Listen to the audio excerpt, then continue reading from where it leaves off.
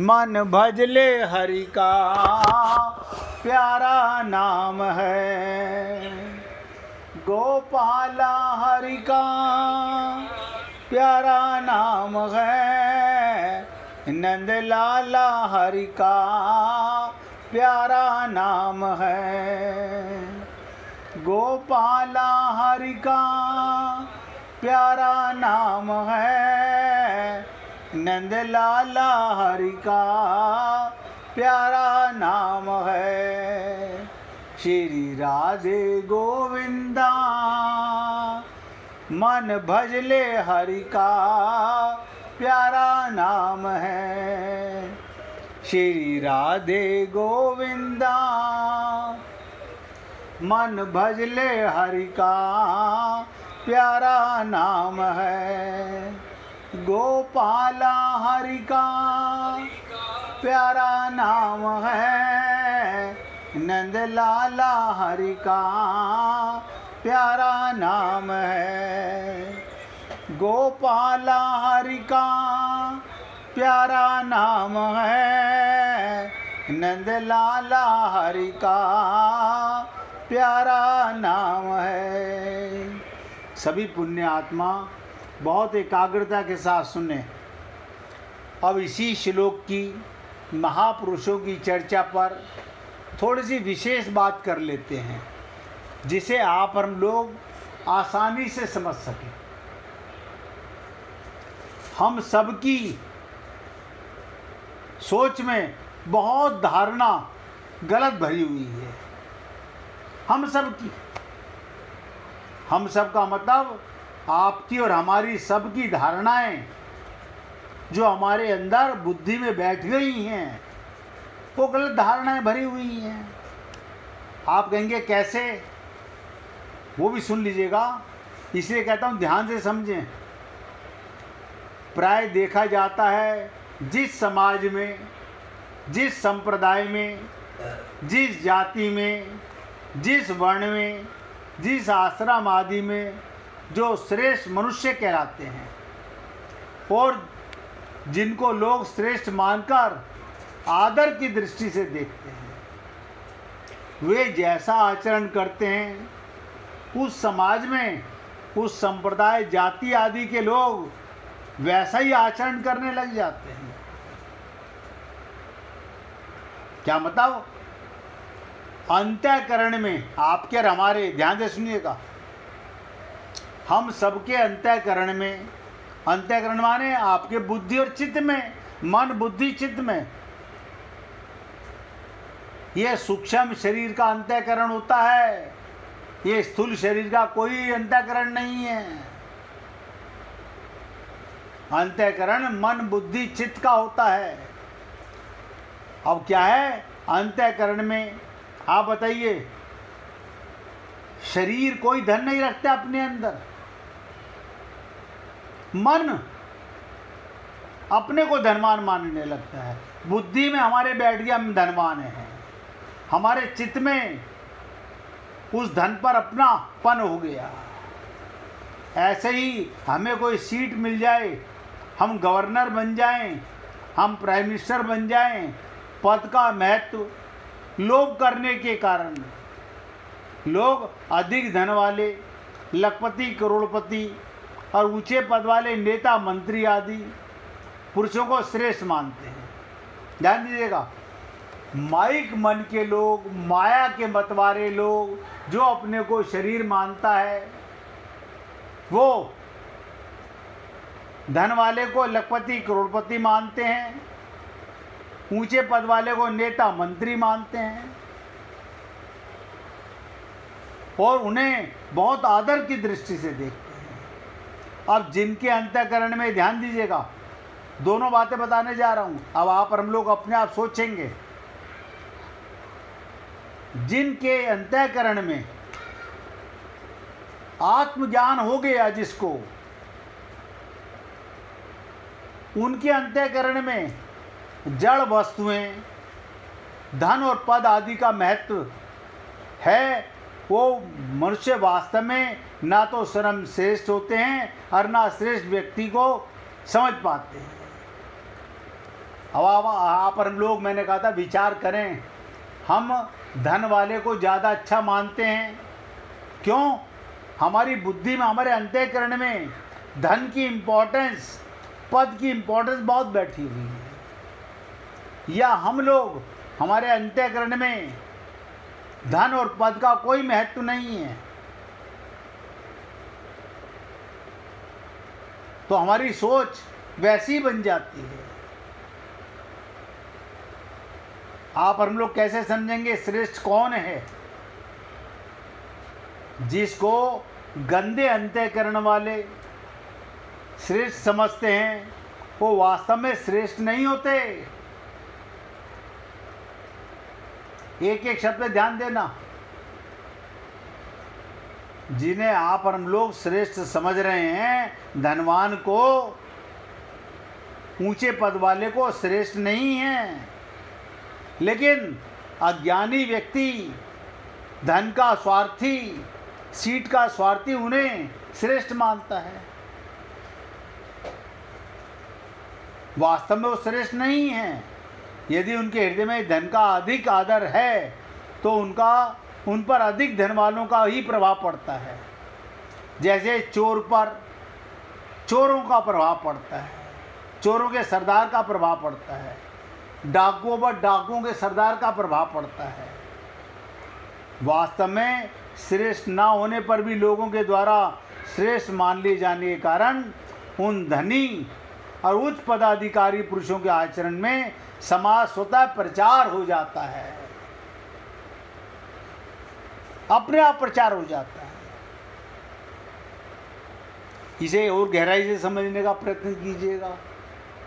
मैं ये बातें क्यों आपसे चर्चा कर रहा हूँ? क्योंकि आप और हम लोग किसे श्रेष्ठ मानते हैं। अगर ऐसा मान लीजिए मेरे को शरीर का ज्ञान है तो 100% मैं अपने को शरीर मानता हूँ, तो मेरे अंतःकरण के अंदर धन की इम्पोर्टेंस है, मैं धनवान को ही श्रेष्ठ मानूंगा। मेरे अंतःकरण में पद की इम्पोर्टेंस है, मैं पद वाले को ही श्रेष्ठ मानूंगा। और हमारे अंतःकरण में धन और पद की कोई इम्पोर्टेंस नहीं है। क्यों? हम अपने को शरीर नहीं मानते, तो हम संत महात्माओं को श्रेष्ठ मानेंगे। ये हमारी खोपड़ी में खूब अच्छे से भरा हुआ है। हम सबका यही हाल है।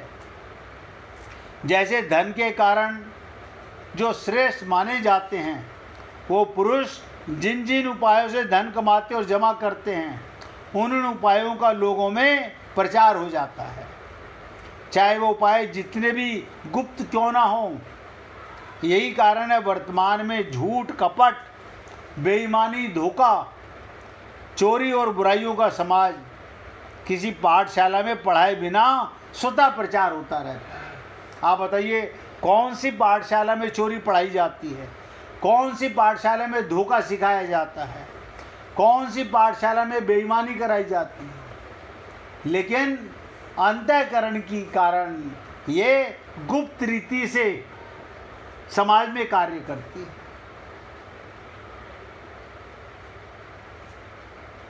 ये दुख और आश्चर्य की बात है।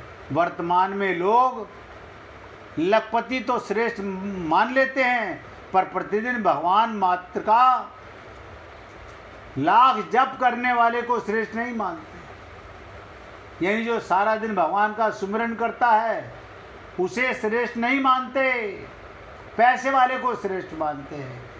वे ये विचार ही नहीं करते कि लखपति के मरने से एक कौड़ी भी साथ नहीं जाएगी। ध्यान दीजिएगा, करोड़पति के साथ करोड़ क्या एक ढेला नहीं जाएगा।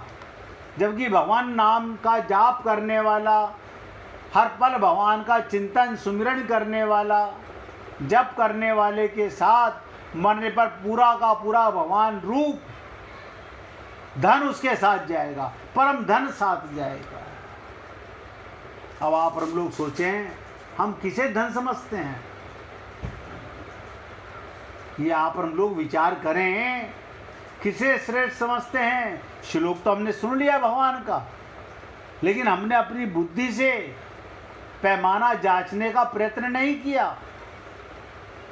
अब आपके और हमारे बात में बात आएगी, चलो माना, तो हमें शिक्षा क्या लेनी चाहिए?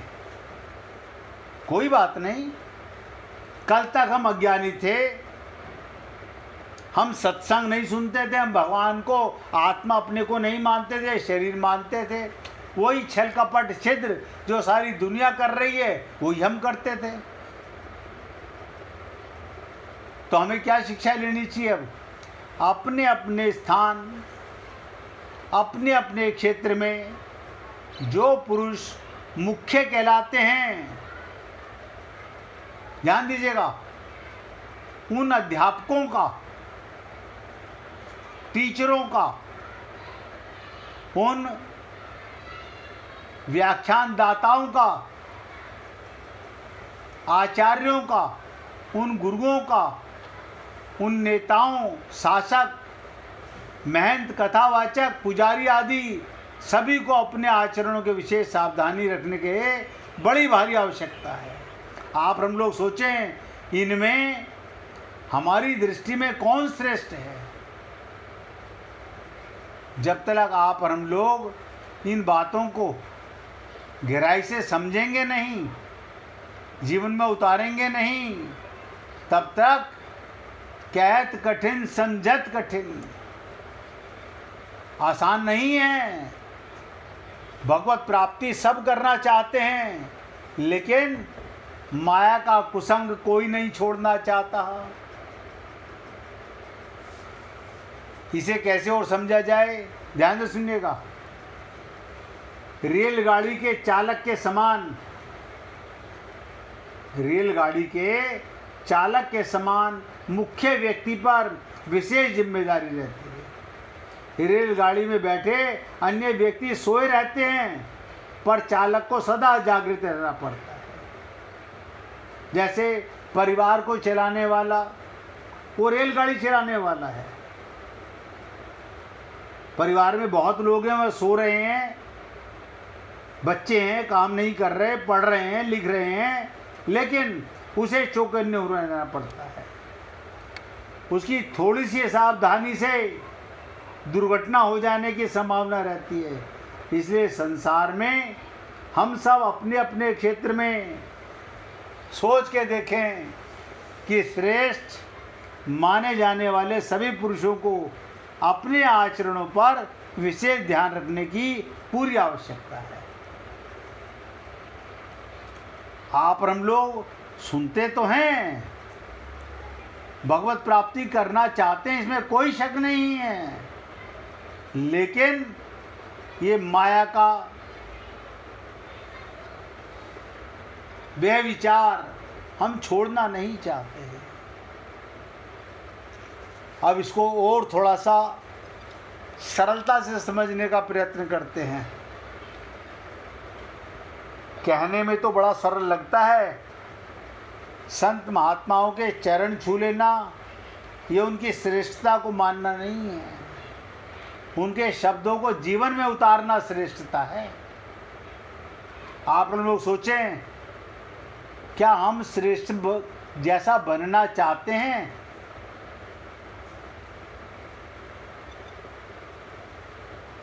ऐसे समझिएगा, जिसके अंतःकरण में, अब और थोड़ा सा आप हम लोगों को करीब से समझ में आएगा।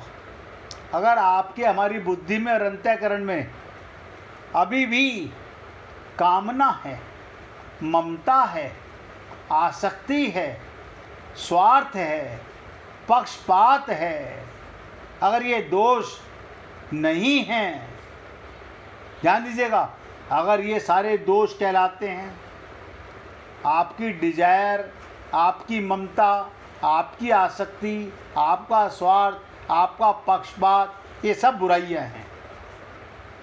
और नाशवान पदार्थों का महत्व कुछ भी लेने का भाव नहीं है।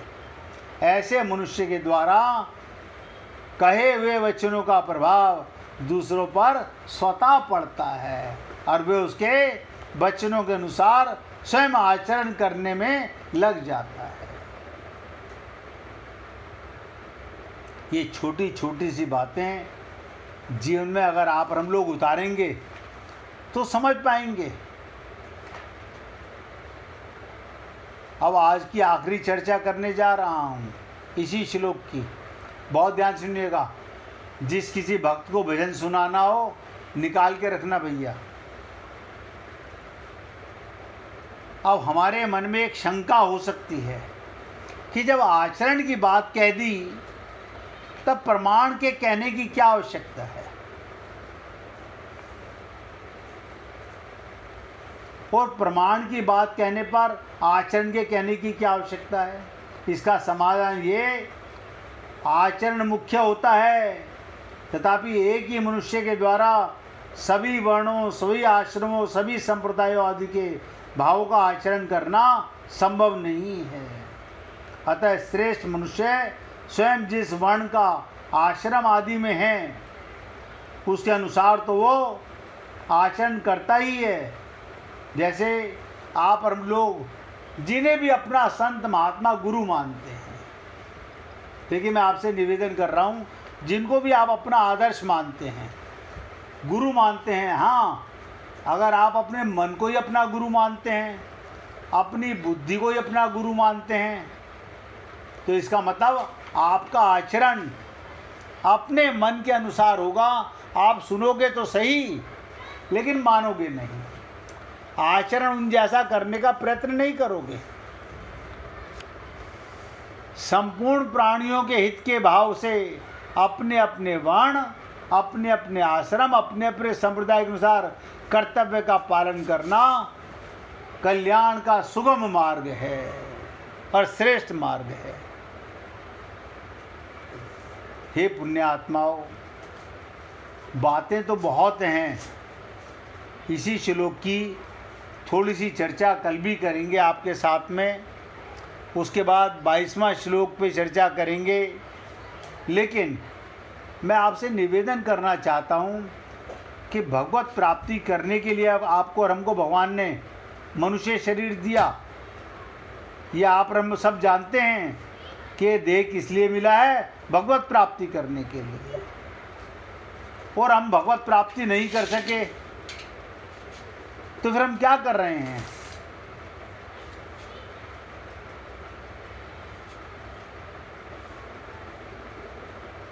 छोटी सी बात सुन लीजिए, इसके बाद में जिसको भजन सुनाना निकाल के रखना भैया।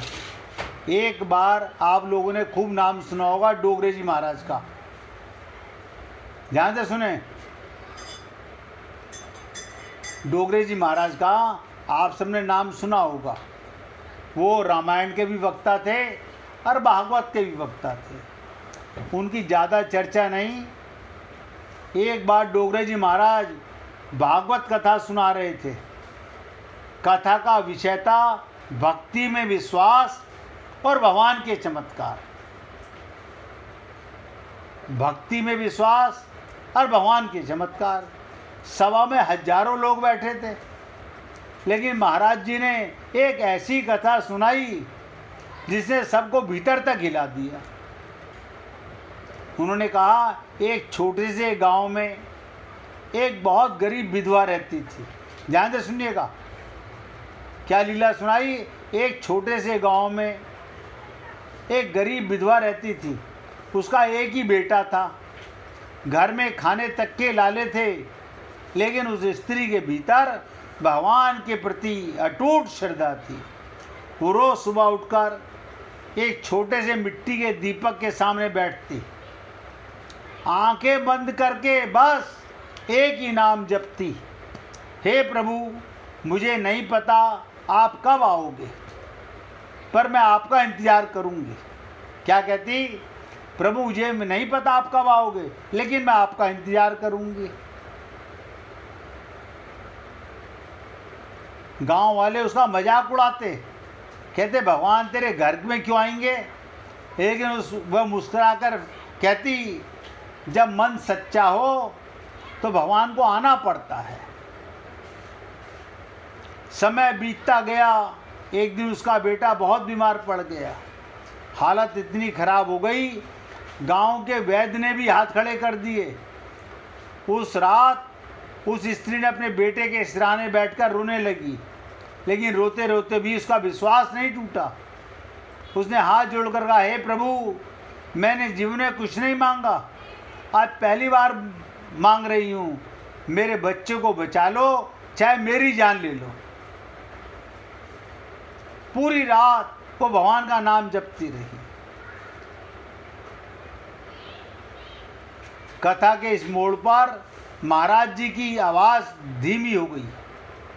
अब ध्यान दीजिएगा, डोगरे जी महाराज जो सुना रहे थे वो धीमी आवाज़ में आ गए। पूरा पंडाल शांत हो गया। सुबह होते होते एक अजनबी साधु उनके दरवाजे पर आया। उसने कहा, माता, मुझे पानी मिलेगा? वो स्त्री तुरंत उठी, पानी दिया। साधु ने बच्चों को देखा, मुस्कुराते बोला, चिंता मत कर, तेरा विश्वास व्यर्थ नहीं जाएगा। उसने अपने कमंडल से थोड़ा जल निकाला और बच्चे के माथे पर छिड़क दिया। कुछ ही देर में बच्चे की सांसें सामान्य होने लगी, बुखार उतर गया और वो धीरे धीरे उठकर बैठ गया। वो स्त्री हैरान रह गई, उसकी आंखों से आंसू रुक नहीं रहे थे। वो साधु के चरणों में गिर गई, लेकिन जब उसने सर उठाया तो वहाँ कोई नहीं था, साधु गायब हो गया। महाराज जी ने यहाँ रुककर कहा, वो कोई साधु नहीं था, स्वयं भगवान थे जो अपने भक्त की पुकार सुनने आए थे। अब पूरी सभा की आंखें नम हो गईं। महाराज जी बोले, चमत्कार बाहर नहीं होते, चमत्कार विश्वास में होते हैं। जहाँ सच्ची भक्ति होती है, जहाँ वहाँ भगवान को आना पड़ता है। उस दिन लोगों को समझ आया। क्या समझ आया? भक्ति केवल पूजा नहीं है, भक्ति वो भरोसा है जो आखिरी सांस तक भी नहीं टूटता। तो आप हम लोगों के लिए संदेश क्या है? सच्चे दिल से की गई भक्ति कभी व्यर्थ नहीं जाती। भगवान देर करते हैं लेकिन अंधेर नहीं करते। जहाँ विश्वास अटल हो वहाँ चमत्कार सुनिश्चित होता है। आज मैं अपने शब्दों को यहाँ विराम दे रहा हूँ, बाकी की चर्चा कल करेंगे। अब कौन भक्त सुनाना चाहता है भजन? राजकुमार जी सुनाइए। राधे राधे भैया। जिस देश में, जिस वेश में, जिस हाल में रहो, जिस देश में, जिस वेश में, जिस हाल में रहो, राधा रमन, राधा रमन, राधा रमन कहो, राधा रमन, राधा रमन, राधा रमन कहो। जिस देश में, जिस वेश में, जिस हाल में रहो, राधा रमन, राधा रमन, राधा रमन कहो।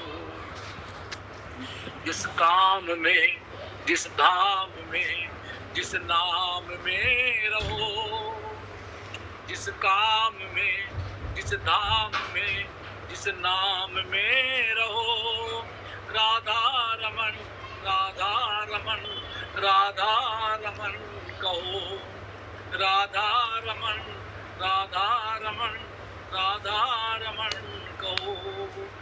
जिस रंग में, जिस ढंग में, जिस संग में रहो, राधा रमन, राधा रमन, राधा रमन कहो, राधा रमन, राधा रमन, राधा रमन कहो। जिस देह में, जिस नेह में, जिस स्नेह में रहो, जिस देह में, जिस नेह में, जिस स्नेह में रहो, राधा रमन, राधा रमन, राधा रमन कहो। जिस राग में, जिस वैराग में, जिस अनुराग में रहो, जिस राग में, जिस वैराग में, जिस अनुराग में रहो। राधा रमन राधा रमन राधा रमन कहो। जिस मान में जिस सम्मान में जिस अपमान में रहो। जिस मान में जिस सम्मान में जिस अपमान में रहो। राधा रमन राधा रमन राधा रमन कहो। जिस योग में जिस भोग में जिस रोग में रहो। जिस योग में जिस भोग में जिस रोग में रहो। राधा रमन राधा रमन राधा रमन कहो।